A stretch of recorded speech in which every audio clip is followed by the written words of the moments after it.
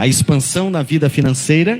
O texto básico que eu tenho é Ageu, capítulo 2 e versículo 8. Deus dizendo: porquanto toda a prata e todo o ouro a mim pertence, afirma Jeová, afirma o Senhor. Então ele diz: minha é ouro, meia prata. Está dizendo assim, o poder financeiro de tudo está na minha mão, a mim pertence. E às vezes a gente tenta entender isso e compreender. Vem cá, mas então todo o poder, todo o ouro, toda a prata, toda a riqueza está na mão de Deus, é de Deus. E por que então nós, meros mortais, damos dinheiro para Deus, entregamos ouro e prata para Deus? Por que então que nós dizimamos? Por que dizimar?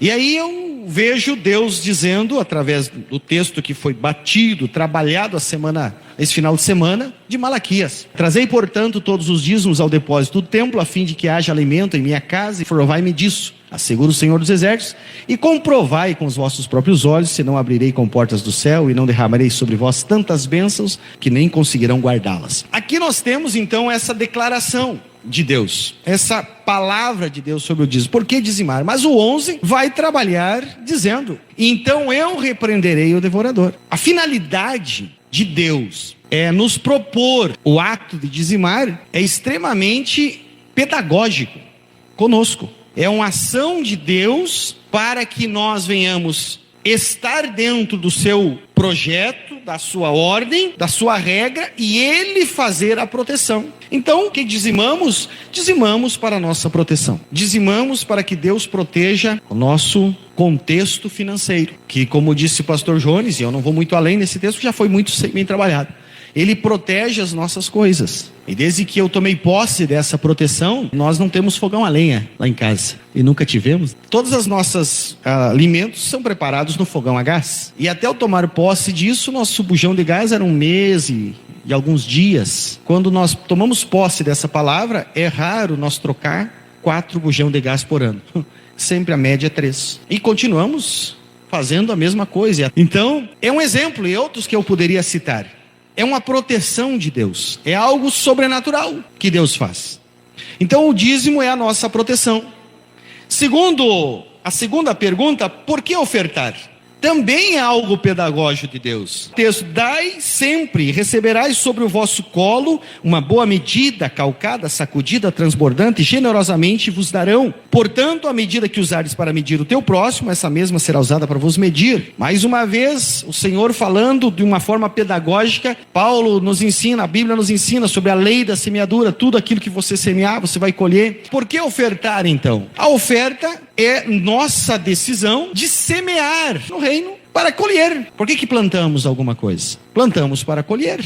Sim ou não? Se tu planta, tu começa a plantar, planta lá uma semente de abóbora, você fica na expectativa de colher a abóbora. E o teu prazer é colher aquilo que você plantou. Sim ou não? Então o ato de semear também na vida financeira é o porquê que Deus permite que nós nos deixa ofertar para a sua casa. Poderia Deus suprir as nossas necessidades da igreja? Sim ou não? Poderia Deus fazer chover dinheiro aqui toda manhã para pagar a conta da energia elétrica? Poderia Deus suprir as necessidades e chover dinheiro para pagar essa cadeirinha que você está sentado, que aguenta 185 quilos, registrada no Inmetro e aprovada pelo Inmetro? Poderia Deus mandar isso aqui para cá? Mas Ele te dá a oportunidade de você contribuir para se sentir bem aonde você está. É a oportunidade de Deus. Ao fazer isso, Ele supre as tuas necessidades externas. Então, esses são algumas respostas a esses porquês. Deus permite que nós nos associamos a Ele. Você já imaginou? Alguém que tem uma grande empresa, milionário, a empresa forte, estruturada. Vem o dono aí da Coca-Cola e chega para ti e diz: eu quero fazer uma sociedade contigo. Quero fazer uma sociedade contigo. A Coca-Cola vale 10 bilhões de dólares. Você me dá 1 bilhão e você é sócio de igual para igual comigo. Tudo que eu tenho é teu. Eu vou te suprir todas as tuas necessidades. Bom negócio? Sim ou não? Bom negócio? Deus faz isso. Minha é a prata, meu é o ouro. Seja sócio, com uma parcela menor. Por que Deus faz em percentual? Por que Deus não faz um valor fixo? Para ser justo. Justiça, se eu ganho 1.000, eu estou dando 100 da minha cooperação de dízimo, totalmente igual a quem tiver ganhar 1 milhão e entregar 100 mil reais de dízimo. Estou de igual para igual. Vocês sabiam que o Neymar é dizimista? Neymar é dizimista fiel. Ele é desde criancinha, foi membro da Igreja Batista. Hoje não está dando fruto de crente, infelizmente, mas continua dizimando. Então o dízimo dele deve ser um pouquinho maior que o nosso, né? Mas ele, se você está dizimando aí, ganha R$100 de mesada. Aqui tem uma pessoa que eu posso... A Esther. Esther é dizimista, fiel. Todo mês ela entrega o seu dízimo. E é pequeno, porque ela ganha pouco. Mas ela está de igualdade com o Neymar, que dá, de repente, lá 1 milhão, sei lá quanto de dízimo. Deus é justo. Então ele deixa nós iguais nesse contexto. Bem, meus irmãos, mas essa importância, Deus te coloca dentro desse ambiente favorável, né? Climatizado, aqui na sede, outras congregações ainda não, mas eu creio que bem em breve nós vamos expandindo isso. Nós estamos na expansão e vamos climatizar as congregações, vamos deixar o mais organizado as mídias das congregações, vamos fazer tanta coisa que nós queremos. Com o que nós fizemos isso? Com dinheiro. E o dinheiro de Deus está na mão da igreja. Então, portanto, é isso. Nós fazemos participantes nesse contexto também. Mas, isso tudo o pastor Jones já falou, já ensinou aqui no seminário. Quem veio saiu abençoado. Falando um pouquinho ainda para encerrar essa parte da oferta, né? Quando você oferta, então, você está semeando, você vai colher. O Valdo me mandou agora, de tardinha, uma mensagem e disse: te autorizo a contar isso para a igreja. Que eu contasse para a igreja. Ele veio aqui no seminário e sentiu no seu coração. O Valdo ganha um salário bem pequeno da igreja, cuida da igreja lá que vocês conhecem, em Quevedos, não é um valor alto. E ele foi incomodado pelo Espírito Santo aqui a ser um semeador na vida do pastor Jones. E ele comprou 5 livros para doar. Comprou 5 livros para doar com pouco dinheiro que ele tinha. Uma verba pequena, mas ele fez o esforço e comprou 5 livros. E chega domingo em Quevedos e já doou os 4 e ficou com um para ele. E aí ontem de tarde apareceu uma irmã lá, uma pessoa lá e disse: Valdo, poucos dias eu fiz um voto com Deus, e que se Deus atendesse um voto, eu traria uma oferta para ti, para você e para Cleide. Não é para a igreja, é para vocês. Um voto que eu fiz. Quantos reais ele recebeu? R$150. Pagou o dele e os 4 que ele deu para os outros. Isso é a lei da semeadura. Então quando a gente faz com fé, toma uma decisão, pronto, vai receber. Deus aumente a tua fé, para você ser um semeador corajoso. Só colhe quem semeia. E não é obrigado ninguém semear. O irmão Rude, sábado, fez um propósito com Deus. Ele tinha um diagnóstico da caminhonete de um desgaste mecânico ali, de um valor, e já tinha me passado esse valor, e agora ele gastou 25% do valor. Deus faz, entende? E se eu deixar aqui, vai começar a aparecer testemunho e não dá tempo. Agora, meus irmãos, o que eu entendo e o que eu quero que você compreenda, nós vamos dar uma paradinha aqui no dízimo, dar uma paradinha no dinheiro aqui financeiro, para que nós compreendamos uma coisa muito importante nesse contexto. Salmos 115, 4 e 8. Olha só. Os ídolos deles são prata e ouro, obra das mãos dos homens. Tem boca, mas não falam. Tem olhos, mas não veem. Tem ouvidos, mas não ouvem. Nariz tem, mas não cheiram. Tem mãos, mas não apalpam. Tem pés, mas não andam. Nem som algum sai da sua garganta. Tornem-se semelhantes a eles e todos os que neles confiam. Meus irmãos, aqui está falando dos ídolos, daquilo que o homem, o ser humano idolatra. Deus, ele permite a idolatria. A idolatria começa em Babel. Os homens se reúnem e constroem uma torre imensa e chegam para quê? Qual é a finalidade deles em construir a torre? Vamos construir uma torre para que seja engrandecido o nosso nome. Ao momento que alguém abdica de engrandecer o nome de Deus, ele está procurando engrandecer o seu nome, ou quem ele está se reportando. Deus permite que eles façam. Deus poderia destruir a torre e terminar com tudo? Deus poderia fulminar aquele grupo de Nimrod que estava construindo a torre? Poderia, né? Terminar assim como exterminou Sodoma e Gomorra. Mas o que Deus faz? Deus faz a confusão de línguas e permite que eles continuem idolatrando. Que eles tenham o direito, ou melhor, que eles possam idolatrar. O ser humano possa idolatrar. Para quê? Porque Deus, ele não obriga ser adorado. Deus não obriga ninguém que o ser humano lhe adore. Deus abre uma porta, uma possibilidade, e deixa livre para que o ser humano o lhe adore. Porque ele não quer servos e escravos. Ele quer filhos, que queiram ser filhos dele por vontade própria. E aí então, mas porém, toda a causa tem o seu efeito, toda a semeadura tem a sua colheita. E aí aqui nós vemos então que há uma colheita terrível da idolatria. A semeadura da idolatria traz uma colheita terrível. E essa colheita terrível é: quem é idólatra se torna como o ídolo. Quem é idólatra se torna igual ao ídolo. Se alguém idolatra uma imagem, ele se torna igual àquela imagem. Se alguém idolatra uma pessoa, ele se torna igual a essa pessoa. Falha, passageira. Se alguém idolatra o dinheiro, se torna igual ao dinheiro. E segundo o apóstolo Paulo, o amor ao dinheiro é a raiz de todas as males. Mesmo que eu me idolatro ao dinheiro, eu estou plantado numa raiz de males. Então, meus irmãos, o contexto de idolatria é muito sério, para que nós entendamos o contexto financeiro. Tudo aquilo que tiver maior poder em nós, ou for a nossa adoração, o nosso serviço seja maior do que a Deus, é idolatria. Se eu idolatrar a minha esposa, o meu filho, se eu amar, se eu valorizar mais a minha esposa e o meu filho do que a Deus, eles são os meus ídolos. E no momento que então eu tiver um ídolo, eu não estou servindo a Deus, e eu me torno tanto quanto aquilo que eu adoro, que eu idolatro. Essa é a sentença. Agora vamos ver Isaías 42:8. Eu sou o Senhor, esse é o meu nome, a minha glória, pois a outrem não darei, nem o meu louvor às imagens de escultura. Deus está dizendo assim: ei, a minha glória é minha, e eu não dou para ninguém. Eu não distribuo, eu não deixo para as imagens, para os ídolos. Então, se alguém acha que por intermédio de um ídolo chega a Deus, está totalmente equivocado. Quando se louva um ídolo, se louva ao ídolo e não a Deus. Então, o contexto da idolatria é esse. O contexto é esse: Deus não divide a sua glória com ninguém, e Deus também não aceita nenhum louvor através de alguém. Essa semana o pastor João chegou, sábado, ele chegou e disse: ô pastor Amos, a Assembleia de Deus está conhecida no Jari. Porque eu cheguei lá, não tinha o endereço da igreja, e na primeira pessoa que eu perguntei: onde é a Assembleia de Deus? Ah, é na rua tal, endereço tal, em tal lugar. Eu faço isso, quando eu saio em outra cidade, a primeira coisa eu pergunto: nem que eu saiba o endereço. Onde é que é a Assembleia de Deus aí? Principalmente se eu vou pregar nessa igreja. Onde é que é a Assembleia de Deus? Ah, não sei, não conheço.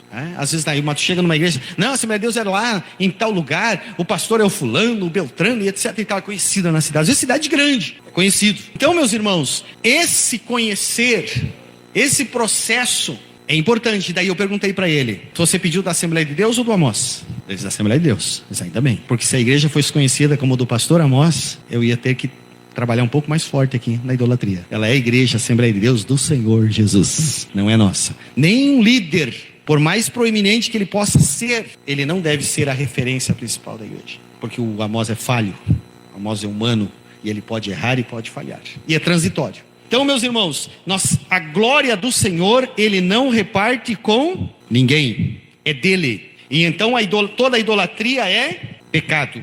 Agora observe o texto: ninguém pode servir a dois senhores, odiará um e amará o outro, ou será leal a um e desprezará o outro. Não podeis servir a Deus e a Mamon. O que Jesus está dizendo agora? Ele está explicando o Antigo Testamento e a idolatria de uma forma bem tranquila, dizendo assim: vem cá, não tem como amar a dois senhores. E por que ele coloca nome nesse senhor? Que será que Jesus coloca nome nesse senhor? Coloca aí Mamon. Quem é Mamon? Quem é Mamon?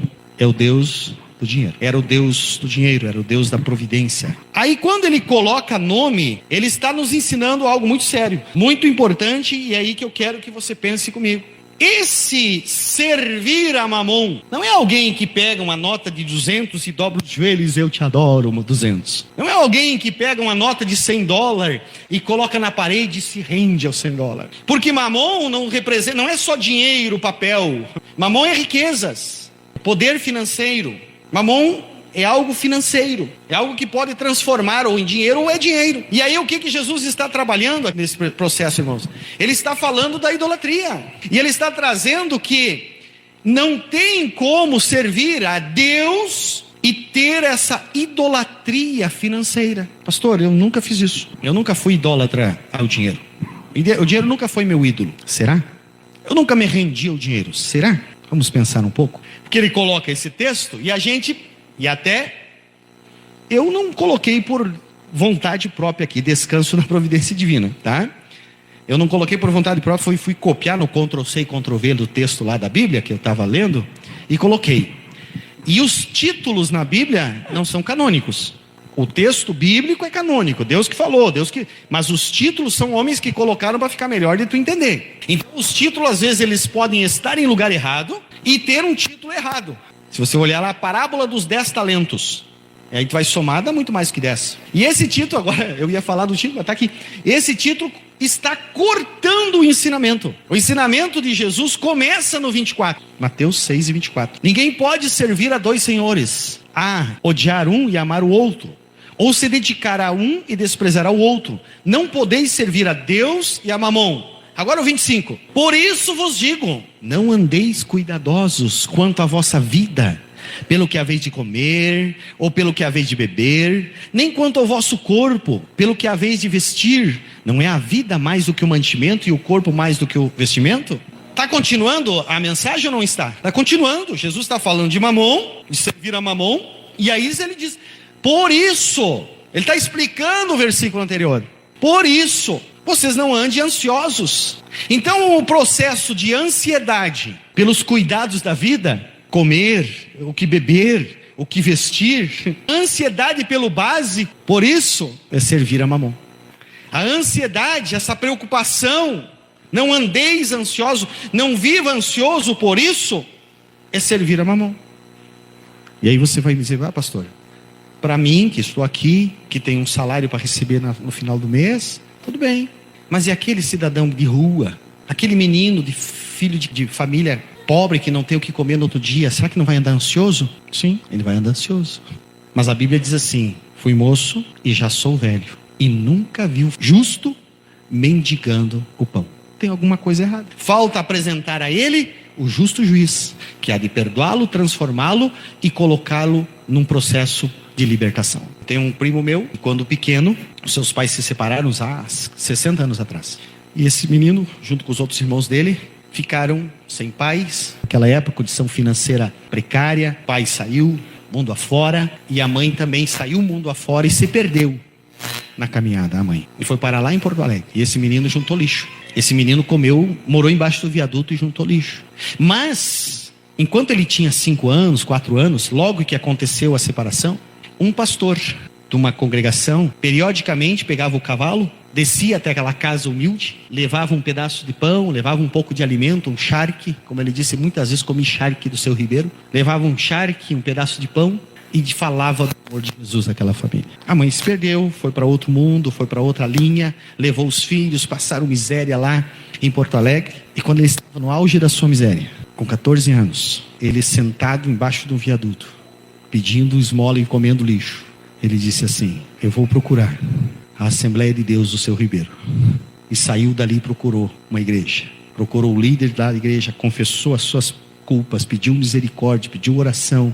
Deus salvou aquele moço. Depois de muitos anos, a minha família acha, meu pai, por misericórdia, foi meu pai que achou ele, rico, abençoado, financeiramente, dono de um ótimo patrimônio hoje no centro de Novo Hamburgo. Ajudou os seus irmãos, até hoje ajuda aos seus irmãos, e todos eles se deram bem financeiramente, a maioria serve a Jesus. Tem como o mendigo sair da situação ansiedade para a situação da plenitude. Mas quem faz isso é o Senhor. Então, queridos, quando o ser humano ele está num processo de ansiedade, ele está sim num processo de idolatria. Sério, né? Pode ficar ansioso sim por algumas situações imediatas, mas quando você anda, isso aqui, ó, não andeis ansioso. Esse texto ele é extensivo, não é uma ansiedade específica, né? Diz para uma criança aí, ó, amanhã nós vamos para a praia. Ele dorme de noite? Ele está ansioso por algo que não é doentio, é passageiro. Mas andar ansioso é andar doente, por causa daquilo que é básico. Jesus está dizendo, não andeis ansioso. Se você é filho de Deus e não idolatra Mamon, não há ansiedade por isso. Não há preocupações por isso. Por quê? Vamos lá, 26. Olhai para as aves do céu, que não semeiam, nem cegam. Ei, que não semeiam. Quem que não semeia? Você ou as aves do céu? Você pode semear, pode ou não pode? Que não semeiam, nem cegam, nem ajuntam em celeiros. Ave pode fazer poupança? Não. Crente pode fazer poupança? Deve. E o vosso Pai Celestial as alimenta. Não tendes vós muito mais valor do que elas? Você tem muito mais valor do que qualquer ave do céu, meu querido. Você tem muito mais valor do que todas as aves do céu juntas. Você tem muito mais valor do que toda a natureza. Você é a menina dos olhos de Deus. Deus te salvou, Deus te remiu. Ele te ama como filho, não é como criatura. 27. E qual de vós poderá, com todos os seus cuidados, acrescentar um côvado da sua estatura? Jesus é tremendo, porque hoje já se pode acrescentar estatura. Cientificamente já dá para espichar o ser humano. Principalmente os atletas do futebol, eles fazem uma terapia e aumentam. Se o cara é baixinho, eles aumentam os centímetros. Mas um côvado, o que é um côvado? É a medida do teu punho fechado até o cotovelo. Tem como aumentar isso de um ser humano? Até hoje não, e nem vai ter. Se Jesus diz que não tem, não vai ter. Ele vem antes do ser humano poder ser aumentado acima de um côvado. E quanto ao vestuário, por que andais solícitos? Por que andais preocupados? Olhai para os lírios do campo, como eles crescem, não trabalham, nem fiam. 29. E eu vos digo que nem mesmo Salomão, em toda a sua glória, se vestiu como um deles. O campo eu cuido, por que você está preocupado? É isso que Jesus está dizendo. Pois se Deus assim o veste a erva do campo, que hoje existe e amanhã é lançada no forno, não vos vestirá muito mais a vós, homens de pequena fé? Tenha muita fé, irmão. Precisamos ter muita fé. E a fé vem pelo, do quê? Palavra de Deus. Estejamos aonde a palavra de Deus é ensinada. Estejamos aonde podemos ler e estudar a palavra, para que tenhamos muita fé. E aí sim nós ficamos cheios de confiança, de segurança no Senhor. 31. Não andeis, pois, inquietos, dizendo o que comeremos, ou o que beberemos, ou com que vestiremos. 32. Todas essas coisas, quem procura? Os gentios. O que significa aqui os gentios? As gentes que não aceitaram Jesus. Os não servos de Deus, representa aqui. Os que não servem a Deus também procuram essas coisas. Os que não servem a Deus também têm essas ansiedades. De certo, o vosso Pai Celestial bem sabe que necessitai todas essas coisas. Aí, o Pai sabe o que o Filho precisa. Agora, antes de eu ir para o último ponto desse texto, eu quero lembrar vocês assim, eu disse que Jesus está dizendo lá no 24, que não pode servir a dois senhores, a Deus e a Mamon. Então Mamon é um Deus, Mamon também é um Deus.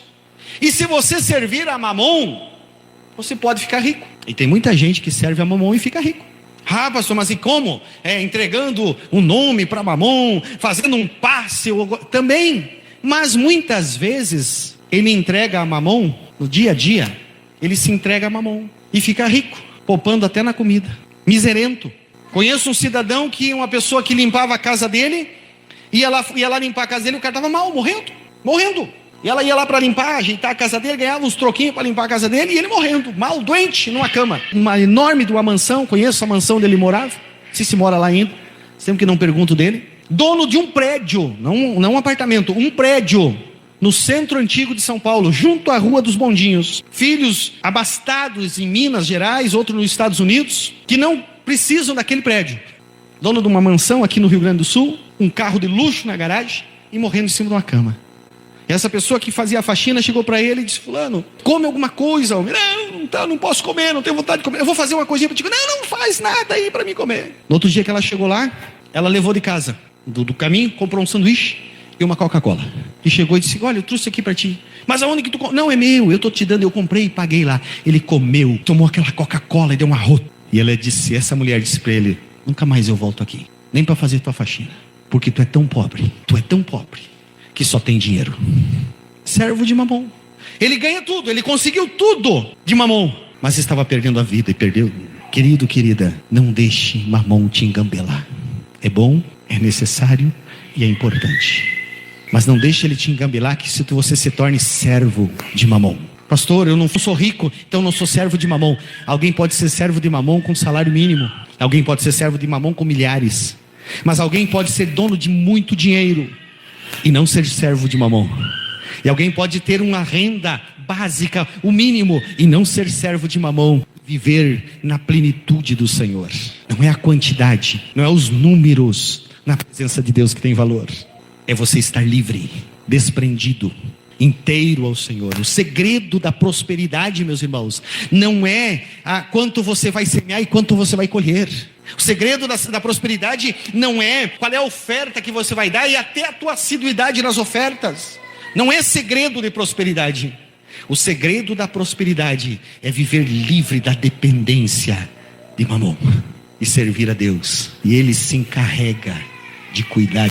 Pastor, então não preciso trabalhar, não preciso mais fazer nada, porque Deus é o mesmo que diz não seja servo. Mamon é o mesmo que diz vai ter com a formiga o preguiçoso. Trabalhe, produza, desenvolva, não deita nas cordas, produza enquanto é tempo. É o mesmo Deus. O que nós precisamos entender, meus queridos? Que não tem prosperidade sem libertação da servidão e da preocupação com o amanhã de uma forma que a Bíblia ensina aqui. Por isso que Jesus encerra no 33 dizendo assim: mas buscai primeiro. Não está dizendo que você não deve buscar a finança. Está dizendo aqui, primeiro o reino de Deus. Buscai primeiro o reino de Deus e a sua justiça. E o que? Todas essas, note, quem é de português entende, essas, quando diz essa, está se referindo às citadas. E todas essas o que? Comida, roupa e provisão de Deus. Essas coisas vos serão acrescentadas. Não é as demais, como eu já vejo muita gente dizer. Pode escafunchar todas as Bíblias em português, não existem as demais coisas. Tem uns que dizem e todas as demais coisas. Não tem na Bíblia isso. Ouviu e faz o repetido errado. É o síndrome do papagaio cristão. Repete o que o outro diz. Todas essas coisas vos serão acrescentadas. Se você buscar primeiro o reino de Deus, está garantido a tua sobrevivência, a tua subsistência, o cuidado de Deus para a tua vida. Primeiro. Agora eu busco primeiro o reino de Deus. O que é o reino de Deus? O que é o reino de Deus? A igreja, o culto, a igreja, a festa da igreja. Eu vou servir o reino, eu vou lá no culto. No culto você veio para cultuar, para adorar o Senhor. Eu vou servir o reino, eu estou ouvindo a palavra. Não está servindo ao reino, você está sendo abastecido pela palavra do reino. Quando que eu sirvo ao reino? Quando eu presto um serviço para o reino de Deus. Quando eu estou fazendo algo para que implante o reino de Deus. O que é o reino de Deus? A vontade absoluta de Deus para com os seres humanos. Isso é o reino de Deus. Buscai primeiro então o reino de Deus. Buscai primeiro o que Deus quer para você, a vontade dele para você. Ele vai cuidar de você. Primeiro.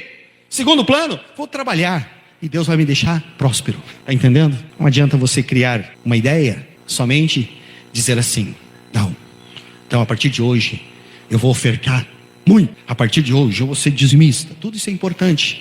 Deus vai proteger a tua finança, mas você pode se tornar um servo daquilo que Deus te der. E eu e você não podemos ser servo de ninguém a não ser vive e reina para todo sempre. Buscai primeiro o reino de Deus e a sua justiça. Quando eu e você buscamos o reino de Deus, meus irmãos, quando a vontade de Deus acontece em nosso ser, o cuidado dele aparece em nós, a avareza some. A avareza some, as preocupações somem, as ansiedades somem, e ele começa a cuidar. É bom cuidar? O cuidado de Deus? Você quer que o reino de Deus aconteça na tua vida? Deixa eu te dar um último exemplo para hoje, do que é o reino de Deus na tua vida, na vida de alguém. Vocês lembram da história de Jesus no barco? A Bíblia diz que Jesus estava dormindo aonde? Na proa, parte de cima do barco. E o barco estava sendo açoitado pela tempestade. Os discípulos estavam dizendo: não dá mais, vai quebrar tudo. Já tinha descido as velas, estavam remando já apavorados, não tinham mais o que fazer. Quem está na proa de um barco tucanado pelas ondas? Alguém já pegou algum momento difícil, ou na água doce ou na água salgada, dentro de um barco em que as ondas balançam? Eu tive essa experiência chata, apavorante. Quando ela começa a bater no barco e entrar para dentro. Quem estava dormindo na proa, num barco, estava tomando água ou não estava? Estava se molhando ou não estaria? Na proa de um barco, tomando laçaço de onda. Cara, dormir na proa de um barco, durante uma tempestade, ou tá bêbado do Espírito Santo, ou tá cheio do Espírito Santo. Não tem outro jeito. Olha só, aí chegam os discípulos, o que fazem? Acorda, sacode. Acorda, Jesus, tu não tá vendo que o negócio está complicado? Tá entendendo o que é estar no reino? É isso, é estar no reino de Deus. É isso, estar no centro da vontade de Deus. Pode vir a turbulência que vier, pode vir a tempestade que vier, pode o mar bater em você, meu querido, pode as águas respingarem sobre a tua vida. Você está convicto que tu tem um Deus que está no controle de tudo. E aí como que vai acontecer então essa expansão na vida financeira, que eu coloquei o tema de hoje? A expansão é esta: quando alguém vê você no meio da tempestade, confiante, e aí você levanta cheio de Jesus, porque a tempestade às vezes ela bate em nós e nós não temos autoridade para tirar ela no momento, sim ou não? Que a gente pensa, será? Por que Deus não está comigo? Deus não estava com Jesus desde o início da tempestade? Por que Deus não permitiu que Jesus acordasse? Porque tem muitas vezes, meus irmãos, presta atenção nisso, tem muitas vezes que Deus quer te usar para que as pessoas enxerguem que Ele está no controle da tua vida.